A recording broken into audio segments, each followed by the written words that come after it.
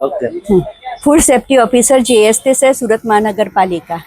સુરત શહેરના નાગરિકોના સ્વાસ્થ્યને ધ્યાનમાં રાખી શ્રાવણ મહિનો પવિત્ર મહિનો ચાલતો હોય, નાગરિકો દ્વારા ફરારી વસ્તુઓનું આરોપતા હોય, આજ રોજ સુરત મહાનગરપાલિકાના ડેઝિગ્નેટેડ ઓફિસર શ્રીની સીધી સૂચના મુજબ સુરત ફૂડ ઇન્સ્પેક્શન વિભાગના ફૂડ સેફ્ટી ઓફિસરો દ્વારા અલગ અલગ ટીમ બનાવી અલગ અલગ ઝોનમાં ફરારી લોટના ઉત્પાદકો અથવા તો ફરારી લોટનું વેચાણ કરતા હોય તેવી સંસ્થાઓની આજ રોજ તપાસણી ચાલી રહી છે.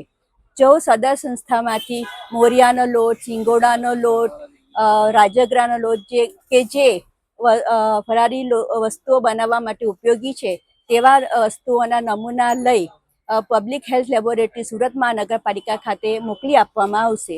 અને જો આ રિપોર્ટ આવ્યા બાદ જો આમાં ખામી જણાશે તો જે તે વિક્રેતાઓ સામે દંડનીય કાર્યવાહી કરવામાં આવશે.